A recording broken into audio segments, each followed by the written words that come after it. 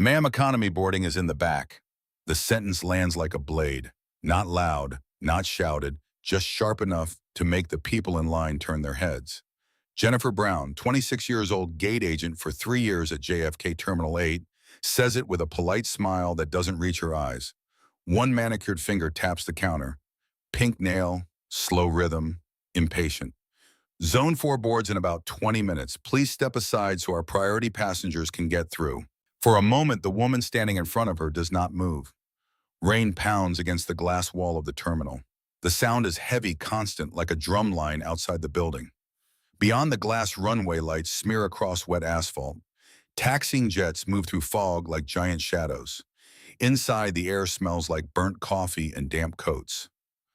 The woman in the gray hoodie finally lifts her eyes. Sarah Rodriguez is 38 years old. She is tall enough to command space, but stands with the relaxed stillness of someone who has nothing to prove. Her hoodie is slate gray cashmere, the fabric soft and expensive to anyone who knows what they're looking at. Her hair is pulled into a loose bun that suggests she slept very little, which is true. She has not slept in nearly 31 hours. Tokyo negotiations, lawyers arguing in 3 languages. A semiconductor company that will reshape half the technology market within 5 years. But none of that is visible here. Here she looks like a tired traveler. Jennifer finally glances up properly. Her name tag reads Jennifer Brown. A stack of delayed flights has already soured her mood tonight. She studies Sarah quickly. No visible jewelry, no designer luggage, no diamond ring, hoodie, sneakers. Jennifer exhales like she has already solved the puzzle. Ma'am, she repeats a little slower this time.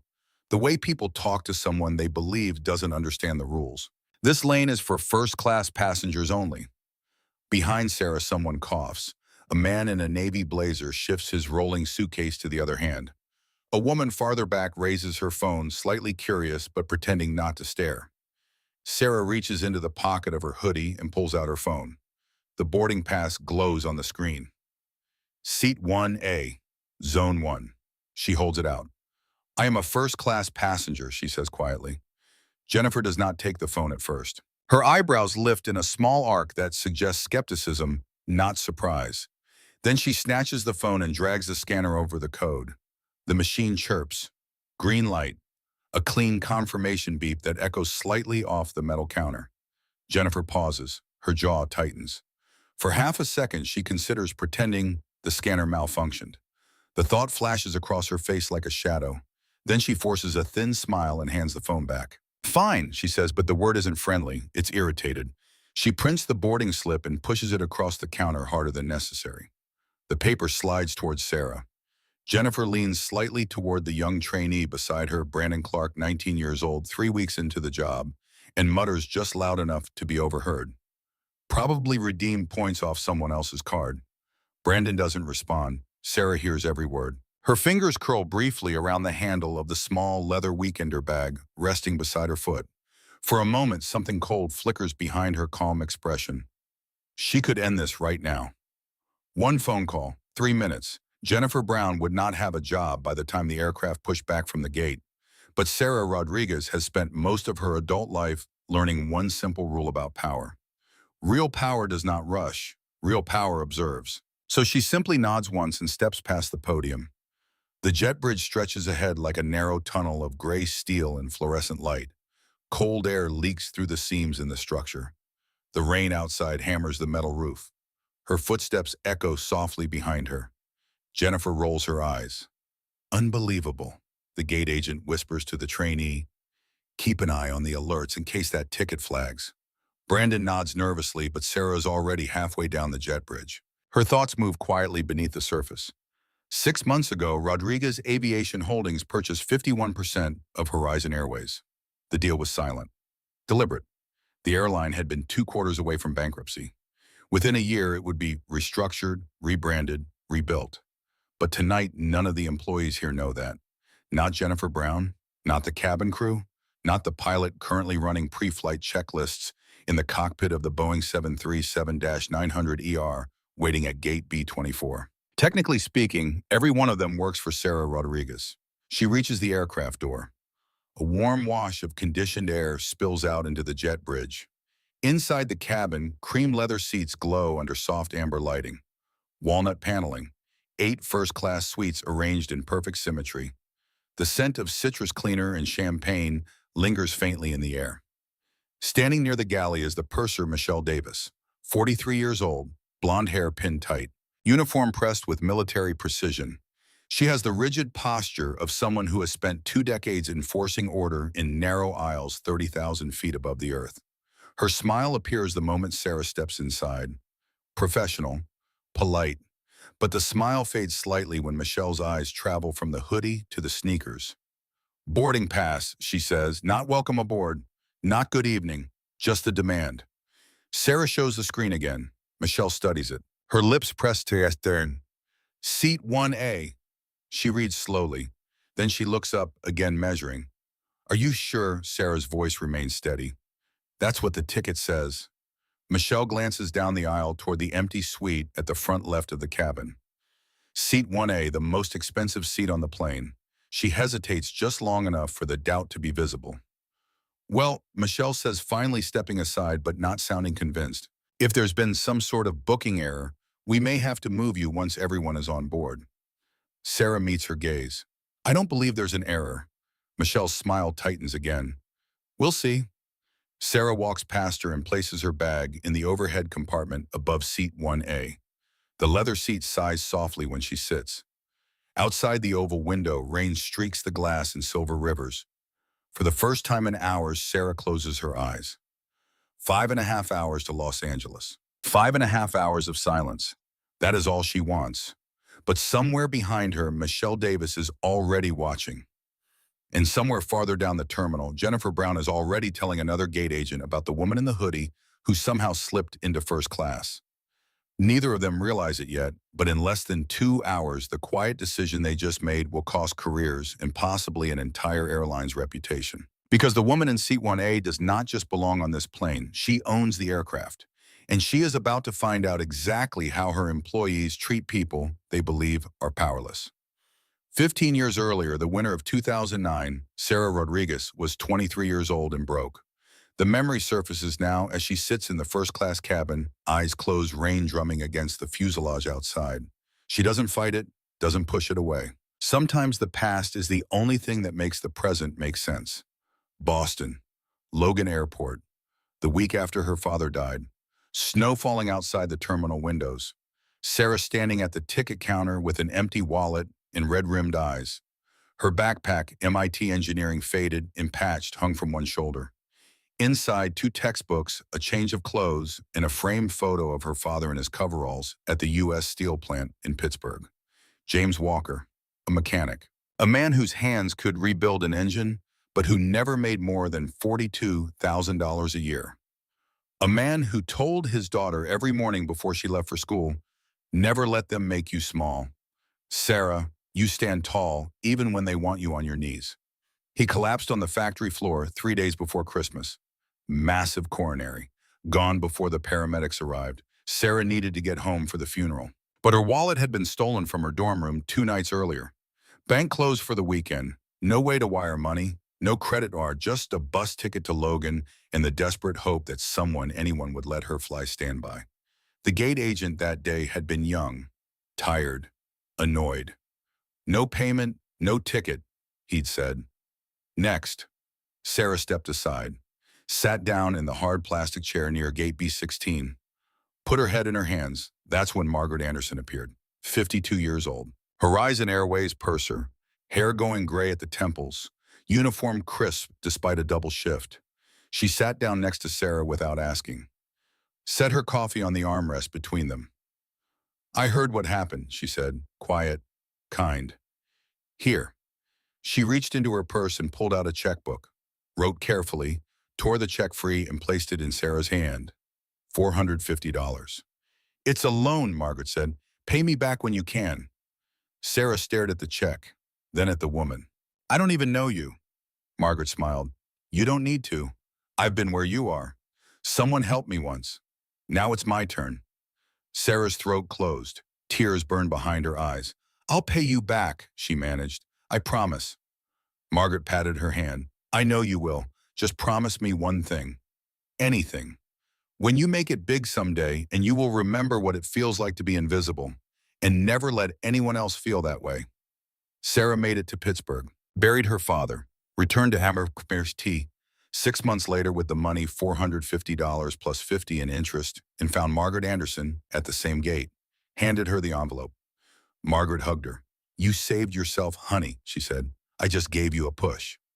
Sarah never forgot, and when Margaret Anderson passed away in 2018, Sarah sent flowers to the funeral, a card with a single line: "You taught me that character is built in struggle. Thank you for the push." Now sitting in seat one, Sarah opens her wallet. Inside is a small photograph, faded, creased at the edges. Sarah at 23, standing beside Margaret Anderson at Logan Airport, the day she paid back the loan. On the back, in Margaret's handwriting, "Character isn't built in comfort, it's built in struggle. Keep climbing, Sarah, M.A." Sarah closes the wallet, slips it back into her hoodie pocket. She hasn't thought about that day in years. But tonight, sitting in a first-class cabin, while the crew debates whether she belongs here, the memory feels like a message. Real power isn't about money, it's about character. And tonight she's going to find out what kind of character her employees have. 10 minutes pass, the cabin slowly fills. A silver-haired couple in tailored coats moves forward. A hedge fund manager from Connecticut complains about the rain delay. A woman wearing a Burberry scarf asks if the champagne will be served before pushback. These people make sense to Michelle. They look like first class. Sarah listens to the footsteps, the voices, the tone. Years of negotiating billion-dollar acquisitions have trained her ears better than most surveillance equipment. Michelle Davis passes by again, tablet tucked against her hip. Her smile is turned toward a different passenger now. "Good evening, Mr. Sanderson," she says warmly. "Lovely to see you again." The man laughs and pats her arm. "Wouldn't miss this route for the world." Michelle's voice carries the easy warmth reserved for regulars. Sarah keeps her eyes closed. A few minutes later, the cabin shifts again. A heavier presence enters the aisle. Expensive cologne arrives before the man himself. Sarah smells cedarwood, musk, too much of both. She opens one eye. A man stands beside her seat. Tall, broad shoulders, navy pinstripe suit from Brooks Brothers. Silver hair brushed straight back from a confident forehead. He studies her like someone trying to identify a misplaced object. His boarding pass rests between two fingers. "You're in my seat." The voice is loud enough that 3 nearby passengers glance up. Sarah slowly opens both eyes. Calm, controlled. "Am I?" The man's expression tightens. "I'm Richard Williams," he says, as if that should end the discussion. "I fly this route every Tuesday. Seat 1A. Sarah glances briefly at the boarding pass in his hand. Then she looks back on him. "I'm Sarah Rodriguez," she says quietly, "and I'm in seat 1A. Richard Williams's jaw shifts sideways. He exhales sharply through his nose. "Right," he says. "So there's been a mistake." He turns into the aisle and snaps his fingers. Actually snaps them. "Michelle." The sound cracks through the cabin. Across the aisle, a woman lowers her book. 2 rows back, someone stops scrolling their phone. Michelle Davis appears almost immediately. Her posture straightens when she sees Richard. "Mr. Williams," she says brightly. "Welcome back." Richard gestures towards Sarah without looking at her. "This woman is in my seat." Michelle's smile fades just enough to signal inconvenience. She turns to Sarah. "I'm going to need to see your boarding pass again." Sarah doesn't move. "You already saw it."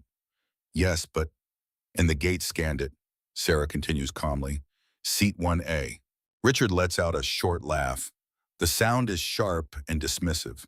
"Come on," he says, gesturing vaguely at Sarah's hoodie. "Look at her. Does she look like she belongs in 1A? Michelle glances at her tablet. Her finger scrolls down the passenger manifest. For a second, the screen reflects in her glasses.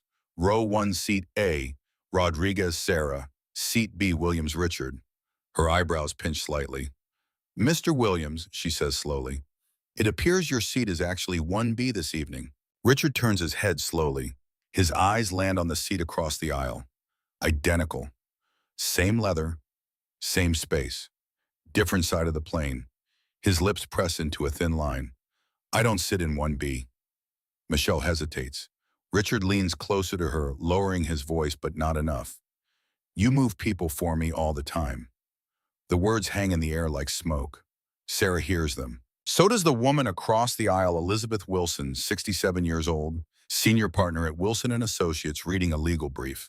She lowers the document slowly, her eyes sharpen. Michelle glances again at Sarah. Hoodie, sneakers, no status tag on the manifest. Then she looks at Richard Williams. Diamond Elite, 14 years, 280 flights, $420,000 lifetime spend. The decision takes less than 3 seconds. She straightens. Ma'am, Michelle says to Sarah, voice suddenly colder, I'm going to have to ask you to step into the galley for a moment so we can resolve this. Sarah doesn't move. Resolve what? The seating arrangement. It's already resolved. Richard laughs again. Short, ugly. Look, he says, I'll give you $200 for the trouble. He pulls a wallet halfway from his pocket like the negotiation is already won. You can sit and coach. It's comfortable back there. Sarah studies him. Her face shows nothing, but inside her chest, something old and familiar tightens. She has seen this exact moment before. Boardrooms, private clubs, luxury hotels. The moment someone decides she does not belong. Her voice drops slightly. No. Richard blinks. I'm sorry. I said no. Michelle steps forward now, blocking part of the aisle. Ma'am, she says firmly, you're delaying boarding. Sarah tilts her head slightly. I'm sitting down. Richard's voice rises.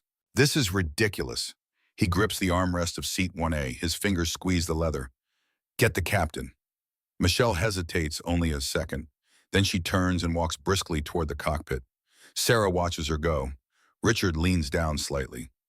You should have just taken the 200. Sarah meets his eyes. You should sit in 1B.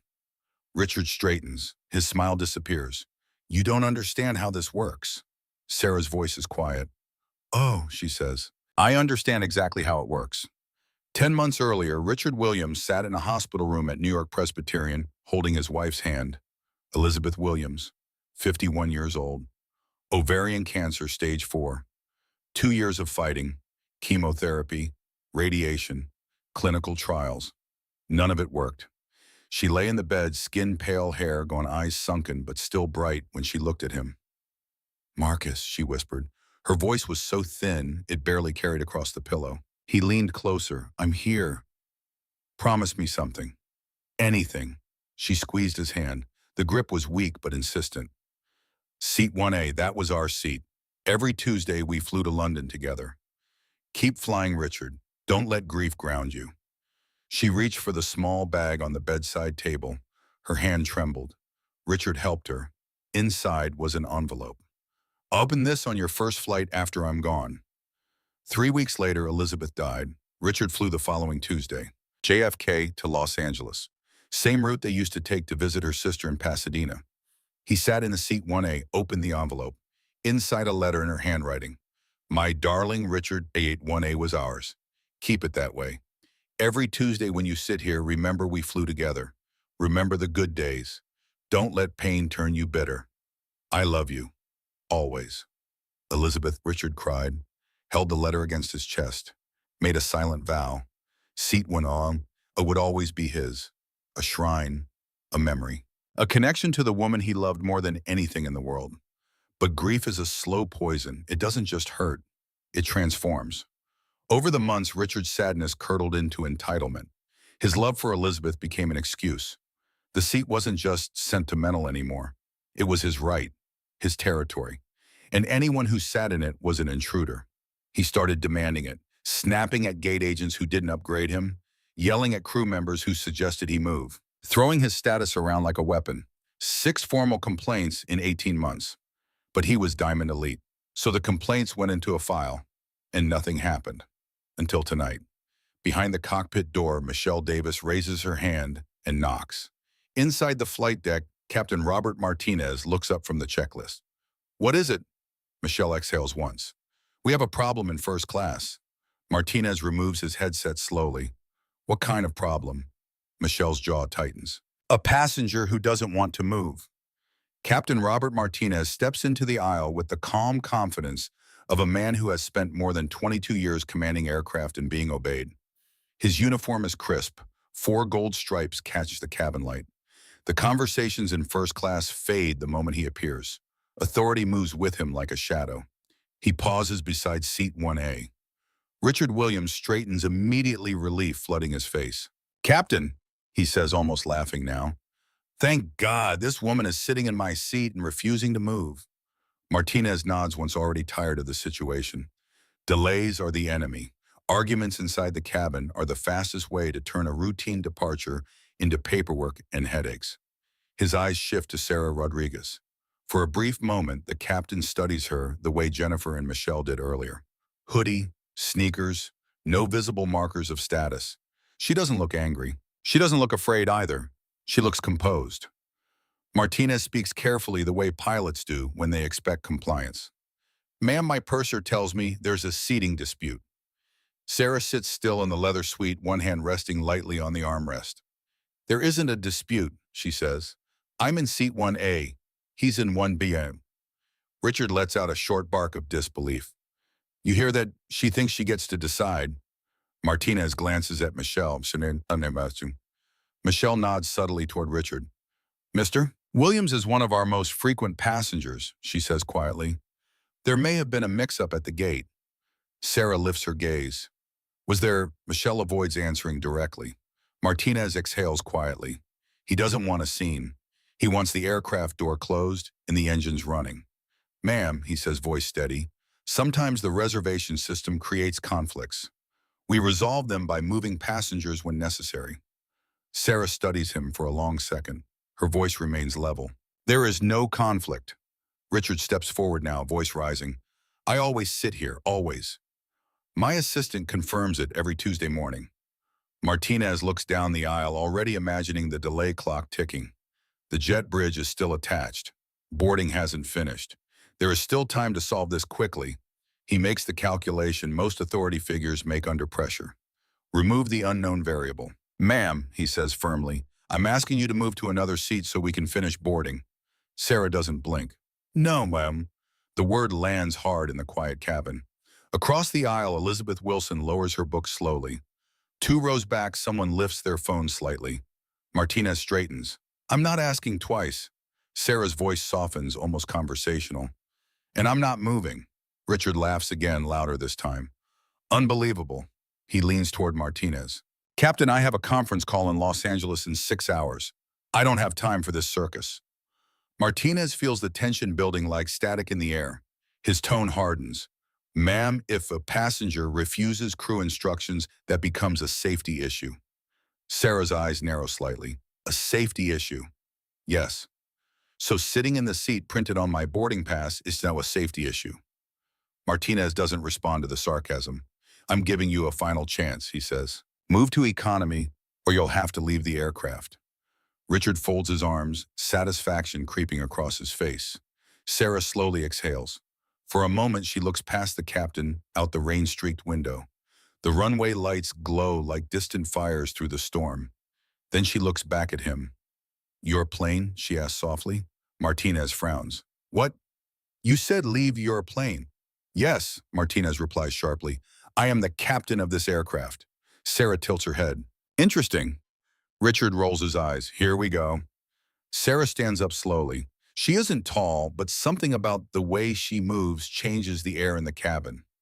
Calm, controlled, not the body language of someone defeated.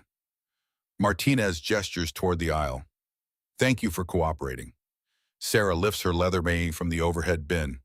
Before stepping into the aisle, she looks directly at him. "If I step off this aircraft," she says quietly, "this flight will not depart tonight." Richard bursts out laughing. "Oh, please." Martinez's patience snaps.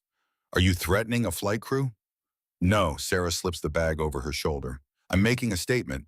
Michelle Davis smirks faintly. Martinez gestures toward the door. "Off the aircraft." Sarah walks forward. No rush, no anger.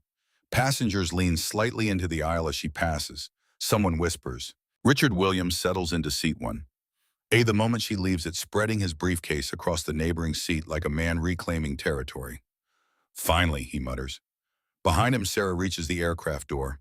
The flight attendant stationed there avoids eye contact. She steps onto the jet bridge. The door closes behind her with a quiet hydraulic thud. Back inside the cabin, the tension dissolves almost immediately. Michelle straightens her jacket. Well, she says lightly, that's resolved. Richard lifts a glass of champagne handed to him from the galley. To order restored. He grins. Across the aisle, Elizabeth Wilson says nothing. She just watches. Outside on the jet bridge, Sarah Rodriguez stops walking. The rain rattles against the thin metal walls. The sound echoes down the narrow corridor. She sets her bag on the floor. Then she reaches into her hoodie pocket and pulls out her phone. Her thumb moves across the screen. A contact appears. Michael Thompson, Chief Executive Officer, Horizon Airways. She presses call. The line rings once, twice. Then a man answers. Michael Thompson. His voice is distracted mid-conversation somewhere else in the world. Sarah speaks calmly. Michael, it's Sarah. Silence. Then a chair scrapes somewhere on the other end of the line. Mr. Rodriguez? His voice changes completely. I thought you were already airborne. I was supposed to be. Michael hears something in her tone now. Something cold. What happened? Sarah glances through the jet bridge window. Outside, the massive Boeing 737 begins to push back slowly from the gate. Tug vehicle guiding its nose toward the taxiway. Inside that aircraft, Richard Williams is probably still sipping champagne. Michelle Davis is probably congratulating herself for protecting a valuable customer. Captain Robert Martinez is probably preparing to call ground control. Sarah watches the aircraft move. Then she speaks. They removed me from my own plane. Michael goes completely silent. For 3 seconds, he doesn't breathe. Then he whispers, tell me you're joking. Sarah's voice is flat. I want that aircraft grounded. Michael swallows. Sarah, the plane is full of passengers. I know. It's already pushing back. I know.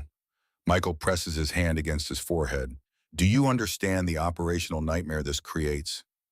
Sarah watches the aircraft roll slowly through the rain. Yes. And you still want me to do it? Yes. Her voice hardens slightly now. Because if that plane takes off tonight, Michael, you and I are going to have a much larger problem than delayed passengers. The line goes silent again. Then Michael exhales slowly. Give me 60 seconds. Sarah ends the call. She picks up her bag and waits. Out on the wet tarmac, the engines of Flight 902 begin to spin. The Boeing 737 rolls slowly across the wet tarmac, its massive wings slicing through sheets of rain as the tug pulls it away from Gate B-24. Inside the cockpit, Captain Robert Martinez adjusts the strap of his headset and glances down at the glowing navigation display.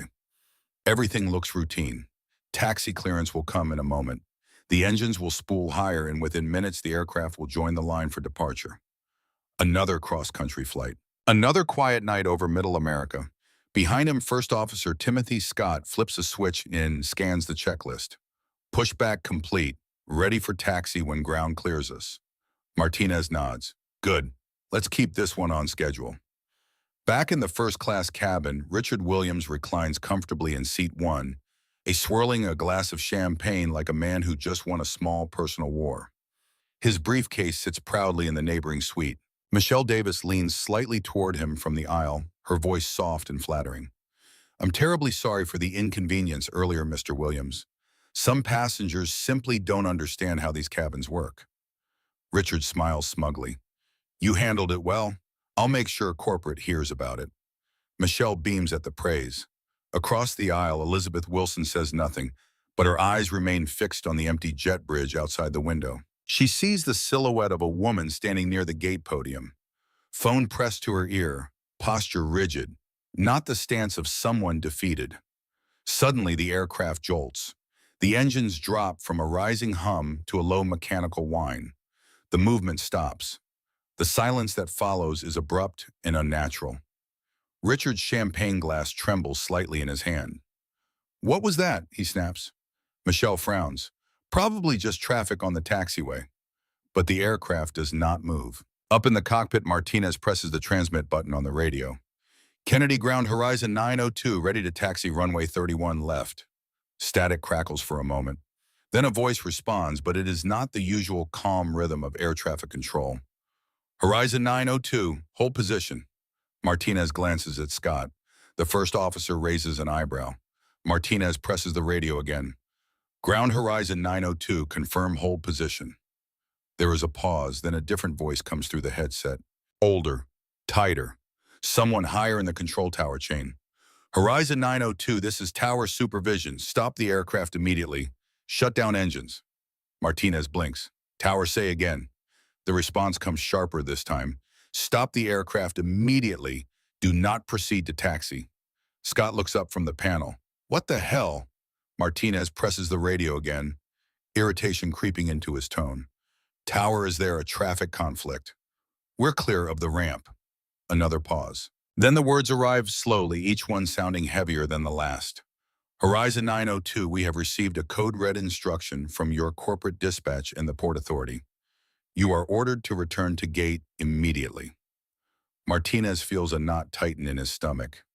Code red, he mutters. For what? The controller exhales audibly through the headset. Message reads, owner dispute, aircraft grounded. Martinez stares forward at the rain-streaked runway lights. Owner dispute. Scott says it first. Owner dispute. What does that even mean? Martinez has no answer. Back in first class, Richard Williams slams his glass onto the tray table as the aircraft remains motionless. Why aren't we moving? Michelle walks quickly toward the galley, dialing the cockpit. Captain, the passengers are asking questions. Martinez answers immediately. Michelle, we're returning to the gate. Her voice sharpens. Returning? Why? I don't know yet. The line goes silent for a moment. Michelle slowly lowers the phone. In seat 1, Richard leans forward. What's happening? Michelle forces a professional smile that now feels fragile. Just a small administrative delay. Mr. Williams, nothing to worry about. But the aircraft begins to move again, not toward the runway, back toward the terminal. Inside the cockpit, Martinez grips the yoke as the tug reconnects and begins pulling the aircraft around. Dispatch better have a damn good explanation for this. Scott shakes his head. Corporate override doesn't happen unless someone very high up orders it. Martinez feels a strange chill run through his chest. Out on the jet bridge, Sarah Rodriguez stands perfectly still beside the gate podium. The rain outside turns the glass wall into a gray curtain. Brandon Clark, the young trainee, whispers to no one in particular. Why is the plane coming back? Sarah does not answer. 3 minutes pass. Then chaos erupts. 2 black SUVs screech across the tarmac below the terminal window's headlights, cutting through the rain like knives. Airport security vehicles follow close behind. Inside the terminal, a man in a wrinkled suit sprints toward the gate, nearly slipping on the polished floor. His tie is crooked. His breath is ragged. This is David Harris, the Horizon Airways station manager for JFK. He stops 10 feet from Sarah. For a moment, he just stares at her, comparing her face to the photo glowing on his phone screen. His face turns pale. Ms. Rodriguez, he gasps. I'm David Harris, station manager. Mr. Thompson called me. Sarah nods once. Is the aircraft secured? Harris swallows. Yes, ma'am. They're docking right now. Sarah looks through the window as the enormous Boeing 737 glides slowly back toward the jet bridge. Its engines wind down, fans spinning to silence. Good, she says quietly. Harris wipes rainwater from his forehead, though he hasn't been outside. I cannot apologize enough. I was told you were removed from the aircraft. Sarah raises one hand. Save the apology. Harris stops talking instantly. Are the police here? Harris gestures toward the approaching officers crossing the ramp. Yes, ma'am. Sarah picks up her bag. Her voice remains calm, but something in it makes the air feel colder. I'm going back on that plane. Harris nods nervously. Of course. He hesitates. Do you want the passenger arrested? Sarah considers the question for a moment. Through the window, she can see movement inside the first-class cabin. Silhouettes shifting, people looking toward the gate. She shakes her head slowly. Not yet. Harris frowns slightly. Sarah adjusts the strap of her bag on her shoulder. I want him to watch. The jet bridge begins to extend again with a mechanical groan locking against the side of the aircraft. Inside the cabin, Richard Williams leans into the aisle as the door unlocks. What the hell is going on? He shouts. The door opens, and the first person who steps inside the aircraft is the same woman he offered $200 to move to economy. Sarah Rodriguez walks down the aisle toward first class. Behind her follows David Harris and a uniformed Port Authority police officer. Richard's smile disappears. Michelle Davis freezes. And somewhere in the cockpit, Captain Robert Martinez suddenly feels the uneasy sensation that the night has just taken a very expensive turn. The cabin door opens with a metallic thud, and the quiet murmur of first-class conversations dies instantly. Sarah Rodriguez steps inside as if she never left, rainwater still clinging to the shoulders of her gray hoodie. Behind her, David Harris follows with the tense posture of a man walking into a courtroom rather than an airplane. The police officer stays close to the doorway, arms folded, watching everything. Michelle Davis freezes beside the galley counter. For half a second, her mind refuses to process what she is seeing. She blurts the word, escaping before she can stop it. What are you doing back here? David Harris turns toward her sharply. Michelle, stop talking. The tone snaps through the cabin like a whip. She has never heard the station manager speak that way before. Richard Williams rises halfway from seat 1, a confusion twisting his face. What is this? I thought you removed her. Sarah does not look at him yet. She walks slowly to the center of the first-class aisle and sets her bag down beside the seat she was forced to leave minutes earlier. Her movements are calm, deliberate, almost surgical. Every passenger in the cabin is watching now. Elizabeth Wilson lowers her book completely. A businessman in row 2 lifts his phone again. Someone farther back whispers, "Is that the same woman?" Sarah turns slightly toward David Harris. "Please close the door." Harris nods quickly and gestures to the flight attendant at the entrance. The door seals again with a dull mechanical thump. The silence inside the cabin grows heavy. Then Sarah speaks. "My name is Sarah Rodriguez." Her voice is not loud yet. Every person hears it clearly. "I believe there's been some confusion about who actually has authority on this aircraft." From the cockpit, Captain Robert Martinez bursts through the door, irritation already written across his face. "What is going on here?" he demands. "Why has the cabin door been reopened?" He stops when he sees the station manager. "David." Harris doesn't answer immediately. Sarah turns toward the captain slowly. "Captain Martinez, do you have your flight log nearby?" Martinez blinks, thrown by the question. "My what?" "The aircraft documentation you sign before every departure. The one that identifies the lessor of the plane." Martinez glances toward Harris, confused. "Why would that matter?" Sarah folds her hands lightly in front of her. "Because the aircraft you're flying tonight is leased from a company called Rodriguez Aviation Holdings." Martinez nods impatiently. "Yes, that's correct." "So," Sarah tilts her head slightly, "and do you know who owns Rodriguez Aviation Holdings?" The captain hesitates now. He knows the name from paperwork, from contracts, from the endless documents pilots sign without thinking about the people behind them. His eyes narrow slowly. Sarah watches him. The realization arrives like a storm cloud crossing his face. "Wait," Martinez whispers. Sarah nods once. "Yes." The word lands like a hammer. "I own the plane, Captain, and I own 51% of the airline you work for." The first-class cabin erupts in a collective intake of breath. Richard Williams stares at her for several seconds. He doesn't move. Then he laughs. The sound is forced and brittle. "Oh, please," he says. "Anyone can claim something like that." Sarah finally turns her eyes toward him. The calm in her gaze is colder now. "Mr. Williams, you paid $4,200 for this seat." Richard straightens defensively. "Yes, I did." "A fair price," Sarah continues. "But somewhere along the way, you convinced yourself that your $4,200 bought you authority. You believed you could snap your fingers and have someone removed from a seat because you didn't like how they looked."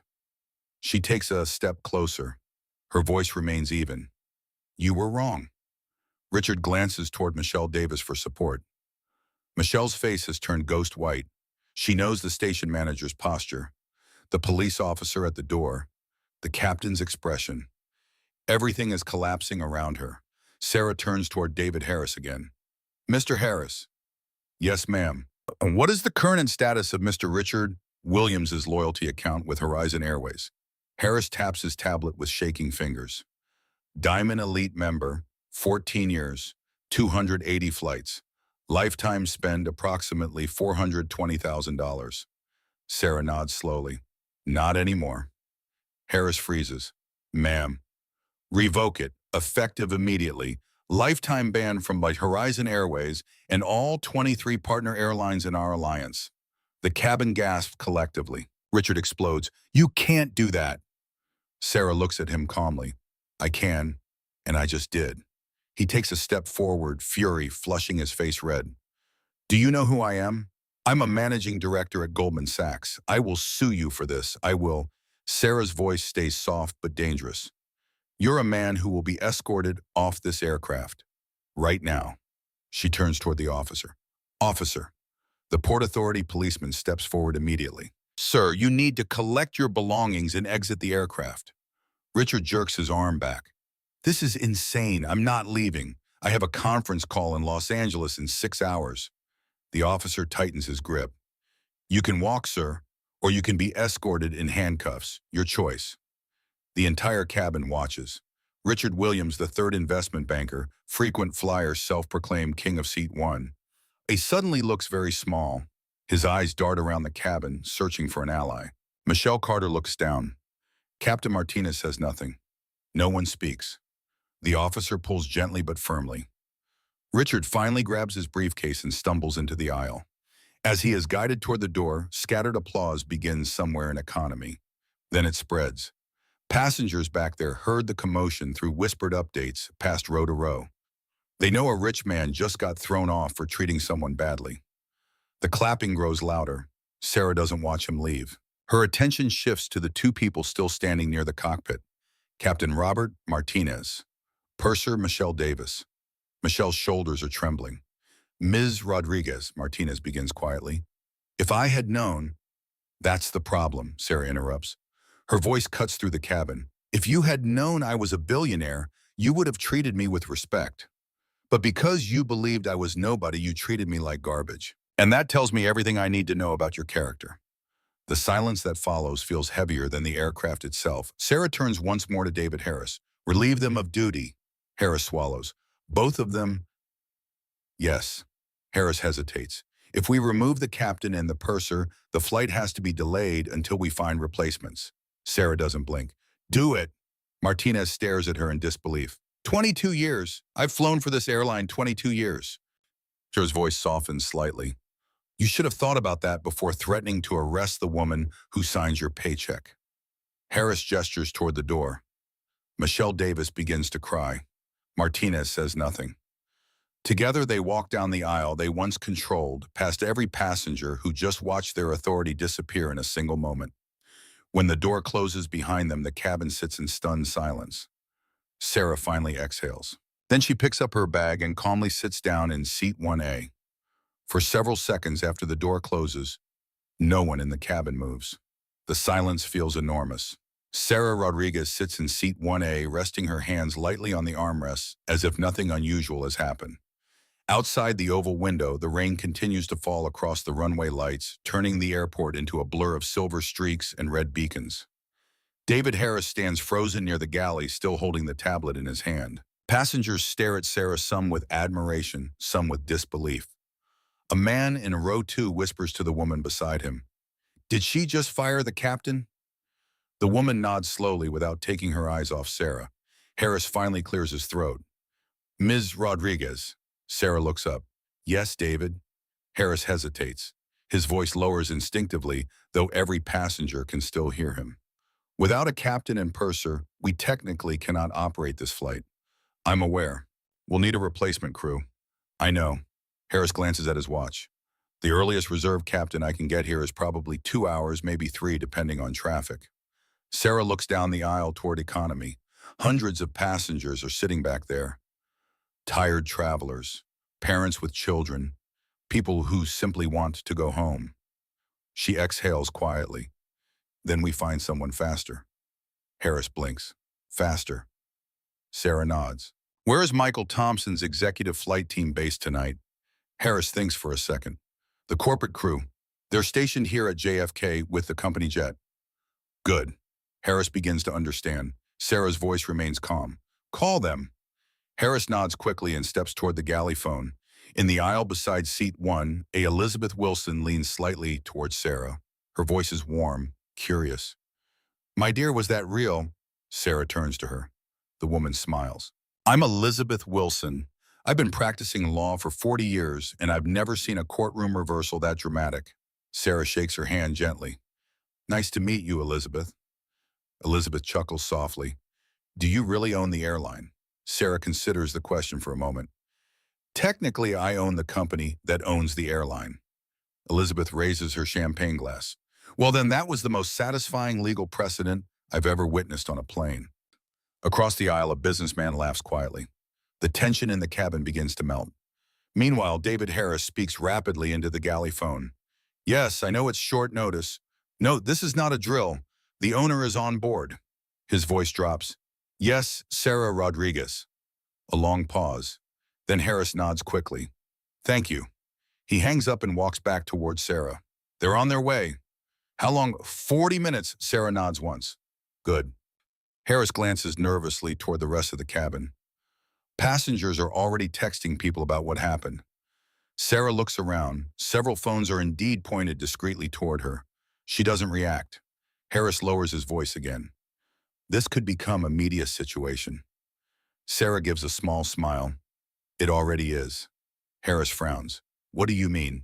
Sarah pulls her phone from her hoodie pocket and turns the screen toward him. A live video fills the display. Richard Williams sits in a leather chair inside the American Airlines Admirals Club lounge across the terminal. His tie is crooked, his face is flushed red. He is holding a glass of scotch and speaking into his phone, talking to someone. Not streaming, calling his lawyer. But Harris doesn't know that yet. What matters is that Richard is already spinning his version of events. Harris's eyes widen. He's already talking to people. Sarah nods. Harris watches the screen in growing concern. This is bad. Sarah calmly locks the phone and slips it back into her pocket. Let him talk. Harris stares at her. You're not worried. Sarah leans back in seat 1A. Not yet. Harris doesn't understand. She looks out the window again. People like Richard Williams always make the same mistake. What mistake? They talk first, think later. Harris exhales slowly, but the public only sees his side right now. Sarah reaches into her bag and pulls out a thin laptop. She opens it on the tray table. What we need is evidence. Harris nods slowly. We have security cameras at the gate. Sarah smiles faintly. And inside the aircraft. Harris's eyebrows shoot up. Inside, Sarah types quickly, every Horizon long-haul aircraft has entryway security cameras for anti-terror monitoring. This is a 737, so it only covers the door and first few rows. But that's enough. Harris realizes where this is going. You're going to release the footage. Sarah continues typing. Yes. Harris watches her for a moment. Miss Rodriguez, this will destroy him. Sarah pauses, then she closes the laptop gently. That's not my goal. Harris tilts his head. Then what is? Sarah's eyes move slowly across the cabin, across every passenger who watched the confrontation, across the empty seat where Richard Williams had been sitting. My goal is to change the culture of this company. If my employees treat passengers differently based on appearance, then they don't belong in my airline. A moment later, footsteps approach from the front of the cabin. A new woman appears at the cockpit door. Tall, 48 years old, steel gray hair pulled into a tight bun. Her name tag reads Captain Catherine Martinez. She walks directly towards Sarah. Miss Rodriguez? Sarah looks up. Yes? Catherine nods once. I was scheduled for simulator training tonight. Dispatch told me you needed a captain. Sarah studies her for a moment. Do you feel comfortable flying this aircraft to Los Angeles? Catherine glances around the cabin. Then she nods again. Absolutely. Sarah closes her laptop. Then let's get everyone home. The engines outside the aircraft begin to hum once more as ground crew reconnect the systems. In seat 1, a Sarah Rodriguez settles back against the leather. The storm outside the window continues, but the real storm has only just begun. Captain Catherine Martinez stands in the aisle for a moment, surveying the cabin the way seasoned pilots assess a runway before landing. Calm eyes, controlled breathing, no wasted motion. She nods once to Sarah Rodriguez and then turns toward the cockpit. Give me 10 minutes to run the checklist and we'll get this bird moving again. Sarah inclines her head. Take your time. Catherine disappears through the cockpit door and the cabin begins to stir again. The tension that had wrapped itself around every seat slowly loosens. People start whispering. Phones rise discreetly. One passenger quietly claps again, and another joins him before the applause fades into amused murmurs. David Harris is still standing near the galley, staring at Sarah like a man watching an earthquake settle. You handled that decisively. Sarah glances at him. Did I? Harris lets out a breath. In 20 years at this airport, I've never seen a captain fired mid-boarding. Sarah folds her hands on the tray table. There's a first time for everything. Across the aisle, Elizabeth Wilson leans back in her seat, studying Sarah with interest. You know that banker is going to make a very loud noise in the media. Sarah smiles faintly. Yes, I expect he will. Elizabeth lifts her glass. Good thing you look like the type of person who knows how to handle loud men. Sarah chuckles quietly. At the front of the cabin, the cockpit door opens again. Captain Catherine Martinez steps out briefly, addressing the passengers in a steady voice. Ladies and gentlemen, thank you for your patience. This is Captain Catherine Martinez speaking. We experienced an unexpected crew change. We will begin pushback shortly once final checks are complete. The announcement spreads relief through the cabin. Back in the galley, a flight attendant whispers to another, Did you hear she owns the plane? The second attendant glances nervously towards seat 1A. Seriously? Station manager said so. Meanwhile, in the American Airlines Admirals Club lounge across the terminal, Richard Williams paces beside a leather armchair, phone pressed to his ear. Christopher, I need you, right now. Mom, the Christopher Lee, 45 years old partner at Lee & Associates, answers immediately. Richard, what happened?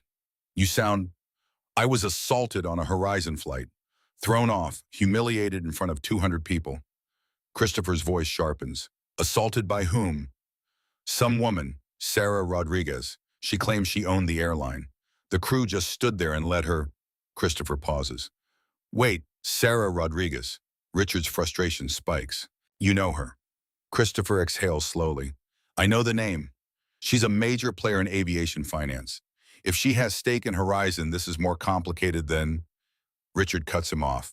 I don't care who she is. She had me dragged off a plane like a criminal. I want her sued, defamation, assault, false imprisonment, everything. Christopher's tone becomes careful. Richard, slow down. What exactly happened? Richard recounts the story. But his version has already warped under the pressure of humiliation and rage. I was sitting in my seat 1A like always. She showed up in a hoodie claiming it was her seat.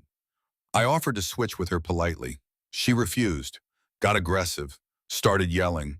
The captain tried to calm her down. She threatened the crew.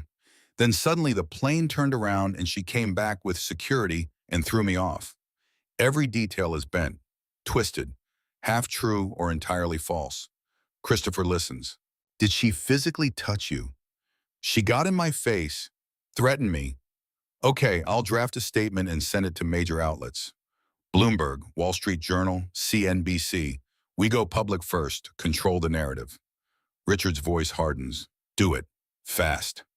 15 minutes later, Bloomberg terminals light up across the financial district. Breaking investment banker alleges assault by aviation executive on JFK flight. Richard Williams, managing director at Goldman Sachs, claims he was forcibly removed from Horizon Airways flight after dispute with woman identifying herself as airline owner. Lawyer Christopher Lee states client considering legal action for assault, defamation, and emotional distress. The tweet goes viral in 10 minutes. Financial Twitter explodes. Add a finance guru. If true, this is insane. Airlines can't just let passengers hijack flights. At Wall Street bets rich banker versus rich airline owner. Let them fight popcorn at Aviation News Horizon. Airways has not commented. Who is Sarah Rodriguez? Other outlets pick up the story within the hour.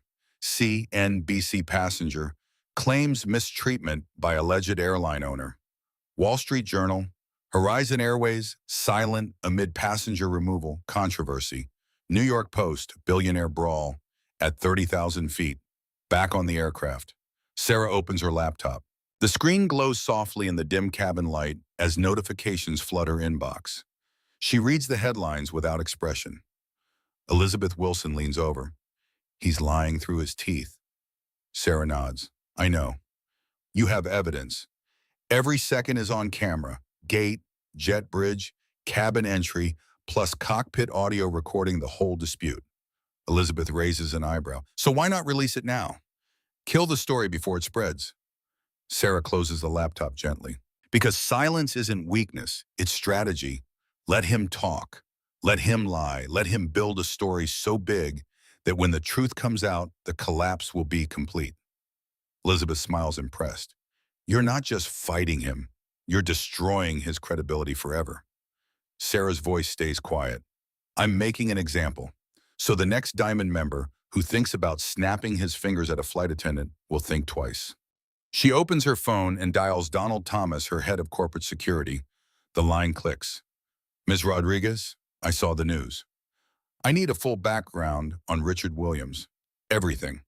Professional history, financials, legal issues, prior complaints with airlines. Donald's voice is crisp. Already on it. I'll have a report in 20 minutes. Good. Also, pull his travel history with Horizon for the past 5 years. I want to know if there have been other incidents. Understood. The call ends. Elizabeth watches Sarah work. You're building a case. Sarah nods. I'm building a wall he can't climb. 20 minutes later, an email arrives. Sarah opens the attached dossier. 8 pages. Comprehensive. Key findings: professional Goldman Sachs, managing director, 28 years. Currently managing $2.3 billion portfolio. Clean record. But one deal under SEC investigation for potential insider trading unconfirmed. Personal wife Elizabeth died 10 months ago, ovarian cancer. No children. Net worth estimated 18 to 22 million. No criminal record. Travel history with Horizon Airways. 280 flights in 14 years. 6 formal complaints filed by crew members in past 18 months. April 2023. Yelled at flight attendant for slow service. August 2023. Demanded passenger in 1B switch seats, became verbally abusive when refused. November 2023. Accused crew of incompetence when flight delayed. February 2024. Grabbed flight attendant's arm when asking for drink. May 2024. Threw magazine at seat when denied alcohol after already appearing intoxicated. September 2024. Tonight's incident. Pattern clear.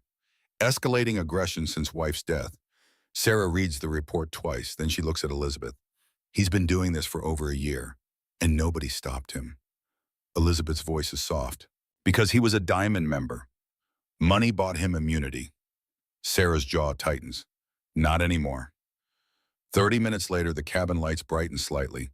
Captain Catherine Martinez's voice comes through the speakers. Ladies and gentlemen, we've completed our checks. We're ready for pushback.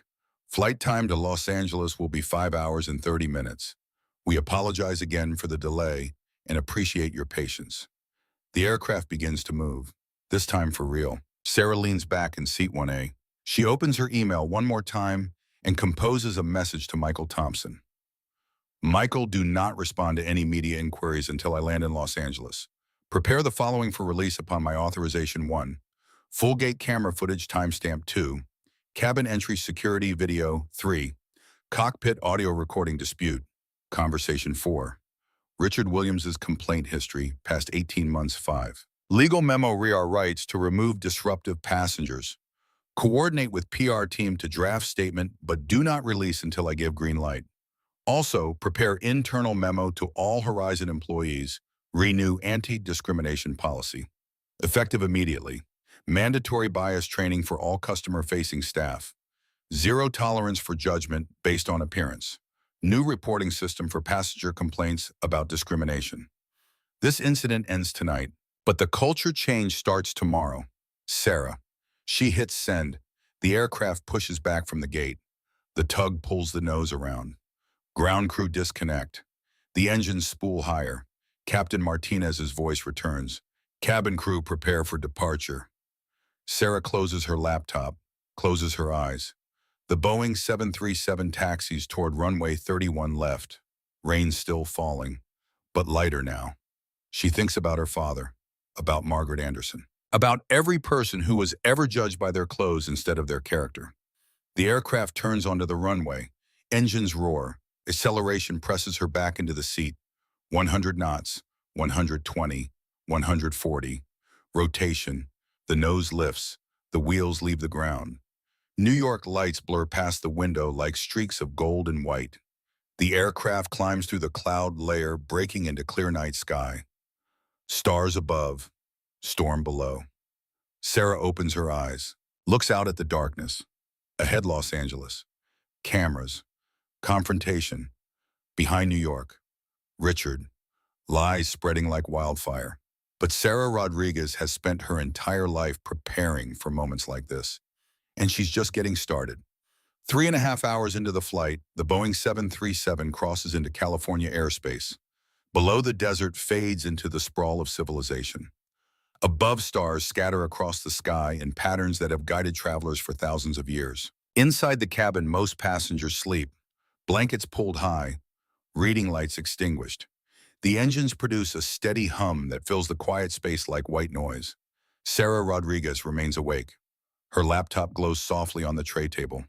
Notifications continue to pour in, headlines multiplying, the story metastasizing across the internet with the speed only scandal can achieve. She opens a new browser tab, types Richard Williams into the search bar. The results flood the screen. Bloomberg, 11:47 p.m. Eastern Standard Time. Goldman Sachs banker claims hostile confrontation with airline in owner CNBC, 11:52 p.m. Eastern Standard Time.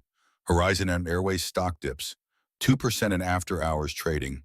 Wall Street Journal, 12:03 a.m. Eastern Standard Time. Mystery woman at center of flight. Drama identified as aviation billionaire. The last headline includes her name, her company, her net worth estimated at $1.8 billion. A photo from a Forbes profile 2 years ago. Her in a tailored suit. Hairstyled, professional makeup. Nothing like the woman in the gray hoodie who boarded at JFK. Twitter trends climb. Hashtag Horizon Scandal. Hashtag Billionaire vs Banker. Hashtag Airline Owner. Public opinion fractures into tribes. At Wall Street Daily, if someone in a hoodie claimed to own an airline, I'd be skeptical too. This sounds like a power trip. At Justice Warrior, the woman gets kicked off her own plane for not looking rich enough. This is class discrimination. At Aviation Insider, something doesn't add up. Why would an airline owner be flying commercial in casual clothes? Need more info. Sarah reads without emotion. Elizabeth Wilson, awake in the seat across the aisle, leans over. The internet has decided you're either a hero or a villain. No middle ground. Sarah closes the browser tab. The internet always decides before it knows. Elizabeth sips water from a plastic cup. You could end this right now. One statement. Release the video. Show them what really happened. Well, Sarah shakes her head. Not yet. Why? Because when I do, I want the whole world watching, not just the people awake at midnight scrolling Twitter. Elizabeth smiles. You're waiting for Los Angeles. Sarah nods. Cameras will be there. Reporters. Richard's lawyer probably already on site. The stage is being set. I'm just letting the actors take their positions. She opens her email. A new message from Donald Thomas, her security chief, and Saul Rodriguez, additional intel on Williams. His lawyer, Christopher Lee, issued formal statement to press 90 minutes ago. Claims you became belligerent and threatening when asked to verify your ticket. Claims you used your wealth to intimidate crew and passengers. Claims emotional distress, seeks unspecified damages. Statement picked up by AP, Reuters, major outlets. Also checked FAA incident database. Williams has no prior formal complaints on record with federal authorities. All 6 internal Horizon complaints were handled internally, never escalated. Legal says this protects us, shows pattern of behavior airline was aware of but failed to address until now. Update: Williams departed JFK on American Airlines Flight 182 at 8:15 p.m. Eastern Standard Time, arrived 11:20 p.m. Pacific Standard Time. He's already on the ground with his legal team. Expect full press presence at your arrival. Recommend we prepare counter-narrative ASAP. DT. Sarah reads twice, then replies, Donald, good work. Add to the file, do not release anything yet. When we land, I want you on site at LAX. Coordinate with LAPD Airport Police. Make sure they have full briefing on the situation. I don't want any confusion when I step off that plane. Also, contact Captain Martinez and Purser Davis. Tell them their termination is under review. They'll be placed on administrative leave pending investigation. Not fired, not yet. I want them to sweat. SOR. She sends the message, closes the laptop. Elizabeth watches her. You're giving them a second chance. Sarah leans back. I'm giving them a choice. They can accept bias training, demotion to ground staff, and rebuild from the bottom. Or they can resign. Either way, they don't fly again until they prove they've changed. That's generous. It's strategic. Firing them makes them martyrs. Humbling them makes them examples. Elizabeth lifts her glass in a small salute. Remind me never to get on your bad side. Sarah almost smiles. The flight attendant, Amanda Lewis, 28 years old, 2 years with Horizon, approaches from the galley. She moves carefully, nervously. Ms. Rodriguez, can I get you anything, water, coffee? Sarah looks up. Just water, please. Thank you, Amanda. The attendant blinks. You know my name. Sarah gestures to the name tag. It's right there. Amanda flushes slightly. I wanted to say I'm sorry for what happened earlier. I wasn't working first class tonight, but I heard. And it's not right how they treated you. Sarah studies the young woman's face, sees genuine discomfort, genuine shame. It's not your fault. Amanda shifts her weight. But it's all of us, isn't it? The whole culture. We're trained to look for certain things, certain people. And if someone doesn't fit, we assume they don't belong. Sarah nods slowly. Yes, that's exactly the problem. Amanda hesitates. Is it true that you're changing the training? It's true. Good, Amanda's voice firms, because I've seen it before. Passengers getting questioned, getting moved, getting embarrassed.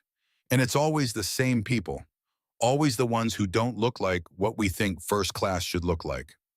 Sarah leans forward slightly. If you see it again, I want you to report it directly to corporate. There's going to be a new system, anonymous and protected, no retaliation. Amanda nods. I will. I promise. She returns to the galley. Elizabeth waits until Amanda is out of earshot. You're building an army. Sarah shakes her head. I'm building accountability. The aircraft hits light turbulence. The seatbelt sign chimes on. Sarah fastens hers. Outside the window, the desert gives way to suburbs. Streetlights multiply like cells dividing. The grid of Los Angeles spreads in every direction. She opens her phone one last time. Checks email. A message from Michael Thompson sent 10 minutes ago. Sarah media presence at LAX confirmed. 53 crews now.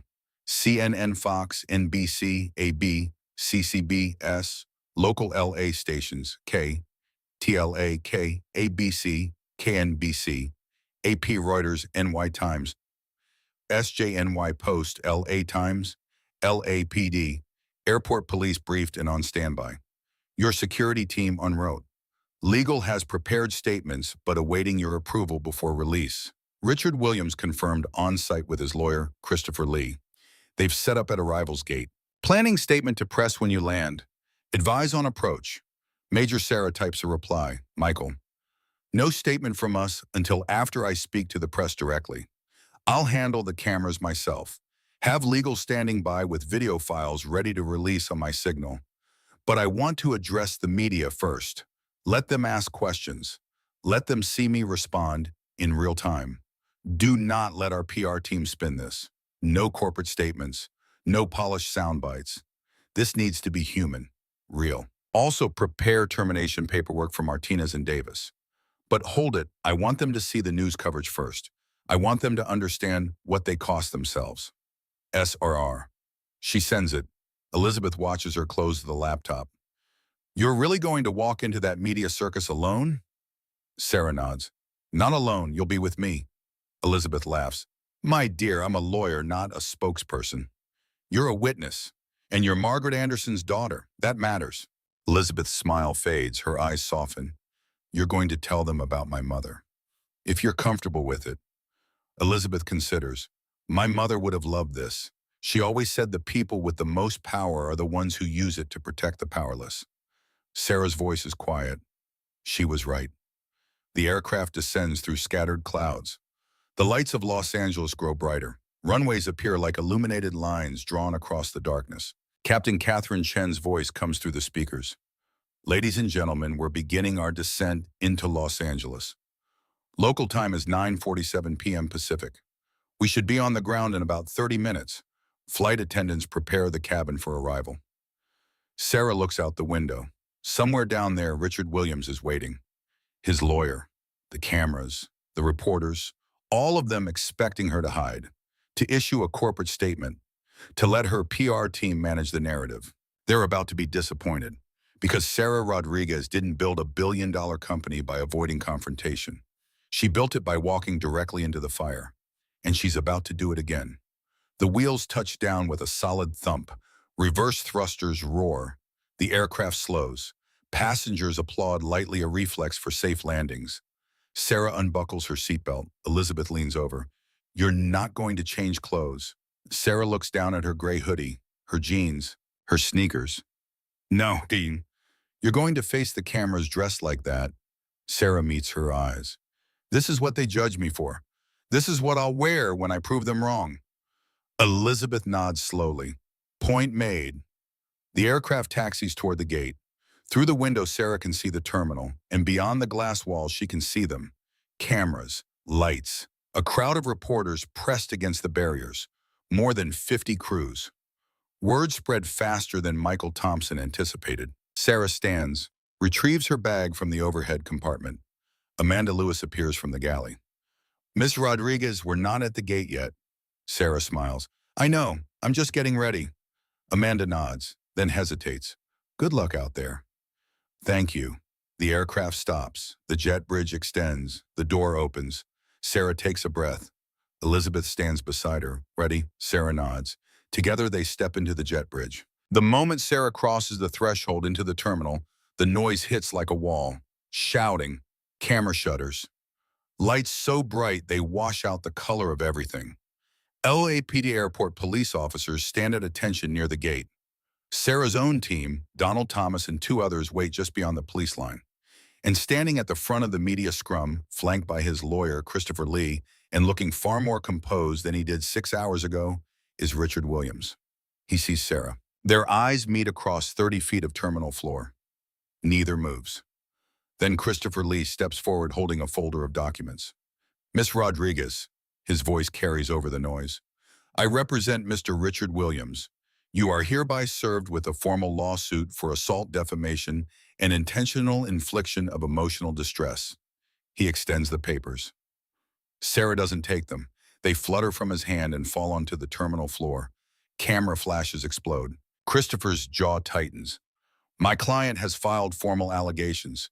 If you refuse to accept service..." Sarah's voice cuts through the chaos, not loud, but clear. "Quiet." The word lands like a gavel. The front row of reporters falls silent. Then the quiet spreads backward through the crowd like a wave. Even the camera shutters slow. Sarah steps forward, not toward Christopher, toward the cameras. "My name is Sarah Rodriguez. I am the Chief Executive Officer of Rodriguez Aviation Holdings and the majority owner of Horizon Airways." Whispers spread through the press corps. Richard's face hardens. Sarah continues. "Earlier tonight, I boarded Flight 902 at JFK as a passenger with a valid first-class ticket, Seat 1A. I had just spent 31 hours in Tokyo negotiating a semiconductor acquisition. I was exhausted. I wore a hoodie because it was comfortable. I wore sneakers because my feet hurt." She pauses, looks directly into the nearest camera. "And I was judged." The weight of the words settles over the crowd. "A gate agent looked at me and decided I didn't belong in first class. A purser questioned my ticket, and a passenger, Mr. Williams, demanded I be removed from my seat because, in his words, I didn't look like I belonged there." Christopher Lee interrupts. "Mr. Rodriguez, my client has stated you became aggressive and threatening." Sarah doesn't look at him, keeps her eyes on the cameras. "Mr. Williams is lying." The crowd erupts. Richard steps forward. "That's defamation. You can't just..." Sarah finally turns her eyes toward him. "I have proof." Richard freezes. Sarah reaches into her bag, pulls out a small silver USB drive, holds it up for the cameras. This drive contains security footage from the aircraft and gate cameras at JFK, time-stamped. High definition, audio included. She turns to the CNN reporter standing closest, Jessica Davis, 35 years old, 10 years covering aviation. "Would you like to see it?" Jessica doesn't hesitate. "Yes, absolutely." Sarah hands her the drive. Within seconds, a laptop appears. The USB plugs in. The screen turns toward the cameras. The video begins. Clip 1 gate camera. Timestamp 5:42 p.m. Eastern Standard Time. Jennifer Brown at the podium. Ma'am, economy boarding is in the back. Sarah shows her boarding pass. The scanner beeps green. Jennifer to Brandon, just loud enough to hear, probably redeemed points off someone else's card. Clip 2 cabin entry camera. Timestamp 5:55 p.m. Eastern Standard Time. Michelle Davis, suspicious cold.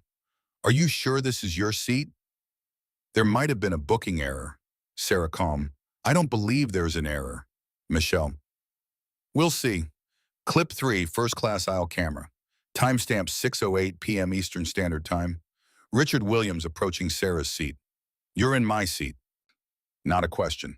A command. Sarah shows her boarding pass. He ignores it. Richard gestures at her hoodie. Look at her. Does she look like she belongs in 1A? Gasps from the press corps. Clip 4. Richard offers money. Timestamp 6:11 p.m. Eastern Standard Time. Richard pulls out his wallet. I'll give you $200. You can sit and coach. Treating her like she can be bought. Sarah, no. Clip 5, Captain Martinez. Timestamp 6:14 p.m. Eastern Standard Time. Martinez, ma'am, I'm asking you to move. Sarah, no. Martinez, this is a safety issue. Sarah, sitting in my assigned seat is a safety issue. Martinez, final warning. Move to economy or leave the aircraft. Sarah stands. Before leaving, if I step off this aircraft, this flight will not depart tonight. Richard laughing, oh, please. The video ends. Complete quiet. 53 journalists, stunned. Jessica Davis looks up slowly. The video contradicts everything Mr. Williams claimed. All cameras swing to Richard. He stands there, face drained of color. Christopher Lee looks at the laptop, looks at Richard, looks back at the laptop. His voice is tight. We'll need to review this evidence before... Sarah cuts him off. There's more. The crowd goes silent again. Sarah's voice is steady. Horizon Airways will be filing a countersuit against Mr. Richard Williams for interference with flight crew operations and defamation. He publicly accused me of assault and threats, knowing his claims were false. The estimated cost of last night's delay rebooking passengers, crew overtime, fuel waste gate fees is approximately $187,000. Mr. Williams will receive an invoice. Reporters shout questions. Ms. Rodriguez, are you saying you're suing him? Yes. For $187,000, plus legal fees and punitive damages to be determined. Elizabeth Wilson steps forward. I'm Elizabeth Wilson, senior partner at Wilson & Associates. If Ms. Rodriguez requires legal representation in this matter, our firm will represent her pro bono. More shouting. Pro bono. Why? Elizabeth's voice carries. 15 years ago, my mother, a Horizon Airways purser named Margaret Anderson, helped Ms. Rodriguez when she was a broke college student who couldn't afford a ticket home for her father's funeral. My mother loaned her $450. Ms. Rodriguez paid it back with interest 6 months later. Elizabeth looks at Sarah. My mother believed in judging people by their character, not their clothes. Ms. Rodriguez has shown me that lesson matters now more than ever. Cameras flash. The emotional weight of the moment lands. Sarah turns back to the main camera. To the employees of Horizon Airways who may be watching this, the culture of judging passengers by appearance ends today. If you cannot treat a traveler in a hoodie with the same respect as someone in a designer suit, you will not work for my airline. More flashes. Effective immediately, Horizon Airways will implement mandatory anti-bias training for all customer-facing employees, a zero-tolerance policy for discrimination based on appearance, race, gender, or socioeconomic status, an independent reporting system for passengers who experience discrimination, and quarterly audits of crew conduct with results published publicly. She looks directly into the camera. Respect isn't about what you wear. It's about who you are. And every person who boards one of my aircraft, every person deserves to be treated with dignity. Then she turns toward Richard. Her voice softens slightly. Mr. Williams, I know you lost your wife 10 months ago. I know grief can make us cruel. I know pain can twist us into people we never meant to be. Richard's face crumples slightly. I don't hate you, I pity you, because you took your pain and weaponized it against someone who had done nothing to you. And that says more about your character than mine. Pause. I hope you find peace, but grief doesn't justify cruelty, and money doesn't buy the right to dehumanize people. She turns to the LAPD officer standing nearby. "Officer, I'm ready to answer your questions now." The officer steps forward. "Actually, Ms. Rodriguez, after reviewing the video evidence, I don't believe we need a formal interview. It's clear there was no assault. If anything, you were the victim of harassment." "Thank you, officer." "However, Mr. Williams may face charges for filing a false police report." Sarah's voice is calm. "That's your decision, officer, not mine." She picks up her bag. Elizabeth follows. They walk through the parted crowd of journalists toward the terminal exit. Outside the glass doors, a black SUV waits. Sarah pauses at the door, looks back one more time. To everyone watching, you never know who's sitting next to you. The woman in the hoodie might be a CEO. The man in coveralls might be a genius. The teenager in ripped jeans might change the world. She holds the door open. "Don't judge, just respect." She steps through. The door closes. The cameras keep flashing. But Sarah Rodriguez is already gone. 2 weeks later, Horizon Airways Flight 1247 departs JFK, Terminal 8 at 6:15 p.m. bound for Los Angeles. Sarah Rodriguez sits in seat 1A. She wears the same gray hoodie, the same jeans, the same sneakers. The flight attendant, Amanda Lewis, approaches with a genuine smile. "Good evening, Ms. Rodriguez. Welcome aboard. Can I get you anything before we depart?" "Just water, please. Thank you, Amanda." "Of course." No judgment, no hesitation, just respect. Sarah settles into the seat, opens her laptop. An email from Michael Thompson waits. Sarah customer satisfaction scores up 18% in 2 weeks. Complaint rate down 67%. Media coverage overwhelmingly positive. Stock price up 9%. Martinez and Davis completed first week of bias training. Both opted to stay with the company in ground roles. Early reports suggest genuine change. Williams settled the countersuit out of court this morning. $150,000 paid in full to Equal Justice Initiative per your instruction. His lawyer issued statement. Mr. Williams regrets his actions and is seeking counseling. You changed the industry. MT. Sarah closes the email. Across the aisle, a man in paint-stained coveralls sits in seat 1B. Kenneth Young, 43 years old, construction supervisor, flying to LA for his daughter's wedding. He catches Sarah's eye. "First time in first class," he says, slightly embarrassed. "Got upgraded, not sure why." Sarah smiles. "You deserve to be here." Kenneth nods, still uncertain. The aircraft pushes back from the gate. Engines spool. The flight attendant makes the safety announcement. Sarah looks out the window as the plane taxis toward the runway. She thinks about her father one last time. James Walker, dead 15 years. But his words still echo. "Never let them make you small, Sarah." She didn't, and she never will. The aircraft turns onto the runway. Acceleration presses her back into the seat. The nose lifts. The wheels leave the ground. New York falls away below. And somewhere in the cabin behind her, a mother in a hoodie boards with 2 children. A student in ripped jeans finds a seat. A janitor in a work uniform settles into coach. All of them treated with the same respect. All of them seen, and all of them human. The aircraft climbs into the night sky, and the world below slowly and perfectly but undeniably begins to change.